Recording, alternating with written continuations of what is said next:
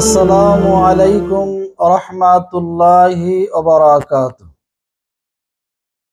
সূরাতুল বাকারা ৬২ নম্বর আয়াত তেলাওয়াত করা হচ্ছে। আউযু বিল্লাহি মিনাশ শাইতানির রাজীম।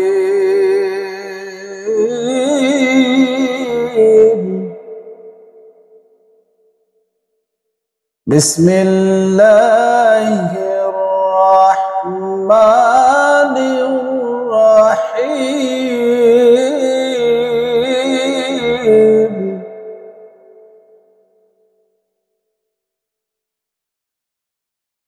ইন্নাল্লাযীনা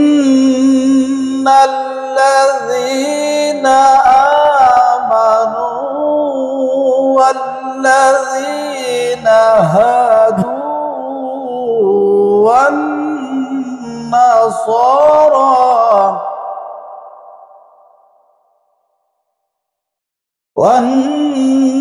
والنصارى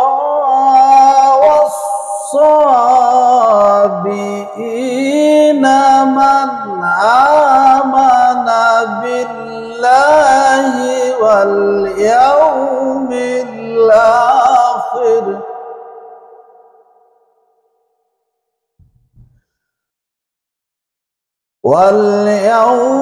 الآخر وعمل صالحا فلهم أجرهم عند ربهم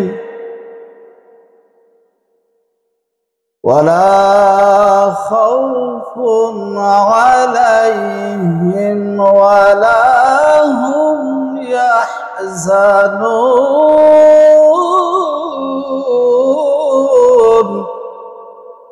صدق الله العظيم।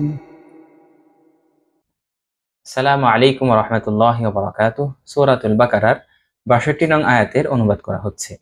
আউযু বিল্লাহি মিনাশ শাইতানির রাজীম।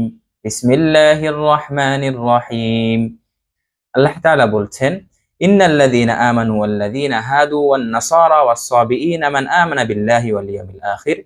নিশ্চয়ই যারা মুমিন এবং ইহুদি নাসারা এবং সাবিঈনদের মধ্য থেকে যারা আল্লাহ তাআলা এবং কিয়ামতের দিনের উপর ঈমান এনেছে, ওয়া আমিলা সালিহান এবং নেক কাজ করেছে, ফালাহুম আজরুহুম ইনদা রাব্বিহিম তাদের জন্য রয়েছে স্বীয় প্রভুর পক্ষ থেকে প্রতিদান, ওয়ালা খাউফুন আলাইহিম এবং তাদের কোনো ভয়ভীতি নেই, ওয়ালা হুম ইয়াহজানুন এবং তারা দুঃখিতও হবে না।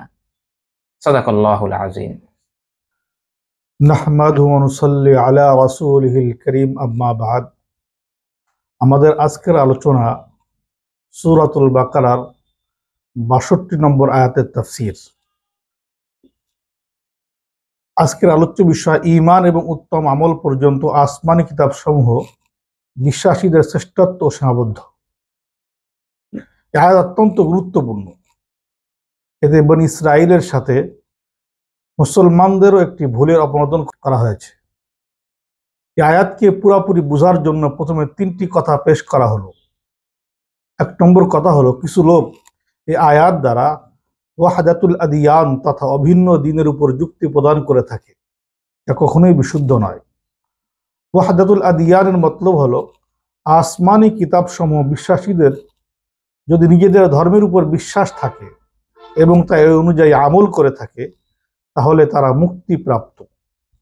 নবী সাল্লাল্লাহু আলাইহি ওয়াসাল্লামের উপর ঈমান আনয়ন করা আবশ্যক নয়। এ ধারণা বুদ্ধিবৃত্তিক এবং বর্ণনা ভিত্তিক দৃষ্টিকোণ থেকে অসত্য। বর্ণনা ভিত্তিক দলিল সহিহ মুসলিমের হাদিসে রয়েছে, ওই সত্তার শপথ যার হাতে রয়েছে আমার প্রাণ, বিদ্যমান লোকদের মধ্যে থেকে কোনো লোক, ইহুদি হোক অথবা খ্রিস্টান, আমার সংবাদ পাওয়ার পরে আমার উপর এবং আমার আনিত ধর্মের উপর বিশ্বাস স্থাপন না করলে সবে জাহান্নামী। বুদ্ধিভিত্তিক দলিল হলো, এ কথার উপর উম্মাহর ঐক্যমত্য যে অতীতের সমস্ত ধর্ম রহিত হয়ে গেছে, অতএব রহিত ধর্মের উপর ঈমান ও আমলের দ্বারা মুক্তি মিলবে কি হবে? এখনো এর দ্বারা মুক্তি মিললে রহিত হওয়ার হেতু কি থাকলো? দ্বিতীয় কথা, আয়াতে মুসলমানদের সাথে যে 3 ধর্মের উল্লেখ রয়েছে তারা 3 দলই বনি ইসরাইল এবং আহলে কিতাব। ইহুদি খ্রিস্টানকে তো সবাই জানে, সাবিরা হলো জবুর পাঠকারী বা জবুরের অনুসারী, অতএব তারাও ছিল বনি ইসরাইল এবং আহলে কিতাব।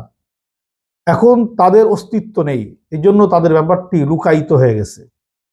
মুশরিকরা ঈমানদারদেরকে সাবি নামে আখ্যায়িত করত। তারা এই অর্থেই ব্যবহার করত যে এ ব্যক্তি মূর্তি পূজা সেরে আসমানি কিতাব মানতে শুরু করেছে। 3 নম্বর কথা, সূরা হজের একটি আয়াত তার নম্বর 17 এই আয়াতের সাথে সামঞ্জস্যপূর্ণ। সেখানে অগ্নিপূজক এবং মুশরিকদেরও আলোচনা রয়েছে, কিন্তু সে আয়াতের বিষয়বস্তু ভিন্ন। তার বিষয়বস্তু হলো ইন্নাল্লাহ ইয়াফসিলু বাইনাহুম ইয়াউমাল কিয়ামাহ, আল্লাহ তাআলা তাদের মধ্যে কিয়ামতের দিন সমাধান করবেন যে কে ছিল হকপন্থী এবং কে ছিল ভুল পথে। এখন তো সবাই নিজেদেরকে সত্য দাবি করে বা সত্যবাদী দাবি করে, অতএব শায়াত এই আয়াত থেকে ভিন্ন, এর সাথে সাদৃশ্য না হওয়া উচিত। এখন আয়াতের তাফসীর। অতীতের আয়াতে বনি ইসরায়েলের উপর আল্লাহ তাআলার অসন্তুষ্টির বিবরণ ছিল। এখানে কেউ প্রশ্ন করতে পারে যে বনি ইসরাইলকে তো আল্লাহ তাআলা বিশ্ব সম্প্রদায়ের উপর শ্রেষ্ঠত্ব দান করলেন, তারপরও তাদের প্রতি অসন্তুষ্ট হলেন কেন? এ আয়াতে উত্তর প্রদান করা হয়েছে যে আসমানি কিতাব সমূহের বিশ্বাসী মুসলমান হোক অথবা ইহুদি খ্রিস্টান হোক না কেন বা সাবি হোক না কেন, তাদের শ্রেষ্ঠত্ব সহি ঈমান এবং নেক আমলের সীমানা পর্যন্ত সীমাবদ্ধ। তারা যতক্ষণ পর্যন্ত নিজেদের নবী এবং তার আনিত ধর্মের প্রতি বিশ্বাস স্থাপন করবে এবং সে অনুযায়ী আমল করবে, তাদের শ্রেষ্ঠত্ব বহাল থাকবে। অতঃপর যখন তাদের ঈমান সহি থাকবে না বা আমল বিনষ্ট হয়ে যাবে অথবা তাদের শরীয়ত রহিত হয়ে যাবে, তখন তাদের শ্রেষ্ঠত্ব আর বহাল থাকবে না। এখনো যদি তারা ধারণা করে যে তাদের শ্রেষ্ঠত্ব বংশগত, তাহলে ধারণা অসত্য। আর এ কথাও মুসলমানদের জন্য বটে।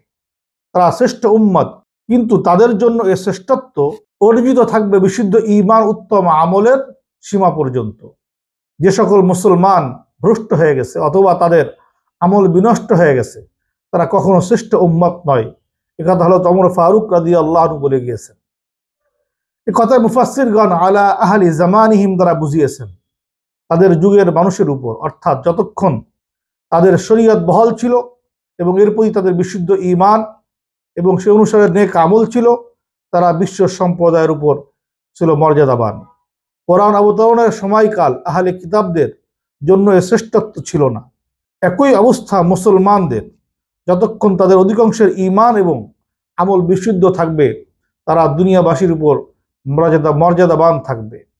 আর যখন তাদের মধ্যে ভ্রষ্টতা বিস্তার করবে এবং আহলে হকও যখন আমলহীন এবং আমল খারাপ বা খারাপ আমল অধিকারী হয়ে যাবে, তখন তাদের অধঃপতন শুরু হয়ে যাবে। ওয়া আখিরু দাওয়ানা আনিল হামদুলিল্লাহি রাব্বিল আলামিন। আসসালামু আলাইকুম ওয়া রাহমাতুল্লাহি ওয়া বারাকাতুহু।